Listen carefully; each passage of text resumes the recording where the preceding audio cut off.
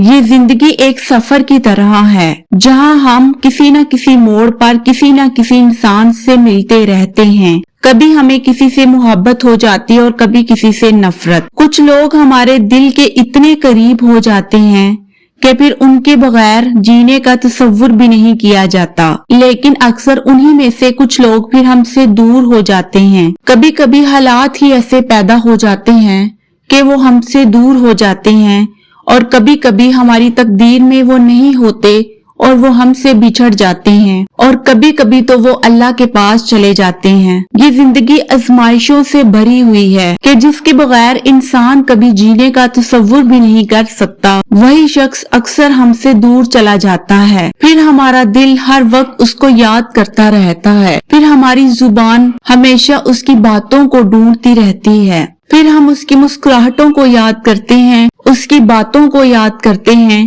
اس کے ساتھ کو یاد کرتے ہیں، اور اس کے ساتھ گزارے ہوئے حسین لمحات کو یاد کرتے ہیں، اور پھر ہمیں یہ سب کچھ ایک خواب کی طرح لگتا ہے کہ جو ہم سے دور چلا گیا وہ ہم سے دور کیوں گیا۔ ہمارا دل چاہتا ہے کہ یہ خواب کبھی نہ ٹوٹے، لیکن کیا آپ نے کبھی سوچا ہے کیا یہ سب کچھ بے مقصد ہوتا ہے؟ کیا اللہ پاک نے ہمیں یوں ہی پیدا کیا ہے کہ کوئی ہم سے جدا ہو جائے یا کوئی ہماری تقدیر میں نہ ہو تو ہم اس کو صرف یاد ہی کرتے رہیں؟ کیا ہم دنیا میں صرف تڑپنے کے لیے آئے ہیں؟ قرآن مجید میں اللہ پاک فرماتا ہے، اور ہم ضرور تمہیں آزمائیں گے خوف، بھوک، مال و جان اور پھلوں کی کمی سے، اور اللہ صبر کرنے والوں کو خوشخبری دیتا ہے، اور اللہ صبر کرنے والوں کے ساتھ ہے۔ یہ آزمائشیں وقتی ہوتی ہیں، ان آزمائشوں میں ہماری ہمت، ہمارے صبر اور ہمارے ایمان کا امتحان ہوتا ہے۔ ہم ان رشتوں کے ساتھ جڑ کر انہیں اپنا سب کچھ سمجھ بیٹھتے ہیں کہ ہم وقتی طور پر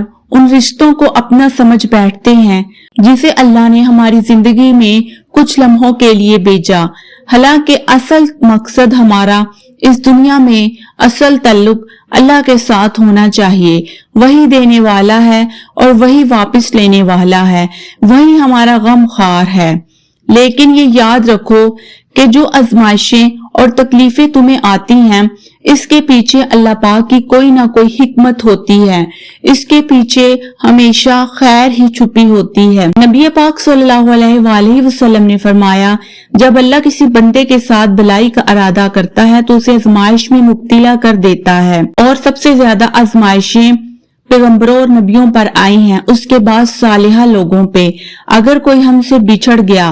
یا ہماری زندگی سے نکل گیا یا بہت دور چلا گیا تو اس میں ہماری ہی بہتری ہو سکتی ہے، لیکن اس کا مطلب یہ نہیں کہ کوئی بہتری ہی نہ ہو۔ اصل محبت تو یہ ہے جس سے آپ محبت کرتے ہیں اس کی بھلائی کے لیے ہمیشہ دعا کرتے رہو، اس کی خیر کے لیے ہمیشہ دعا کرتے رہو، اس کی موجودگی ہو یا اس کی موجودگی نہ ہو، آپ ہمیشہ اس کے لیے اللہ سے خیر ہی مانگتے رہو، اور سب سے بڑھ کر اگر وہ دنیا سے جا چکا ہے تو ہمیشہ اس کے اچھی آخرت کے لیے دعا کرو، اس کے سکون کے لیے دعا کرو۔ یاد رکھو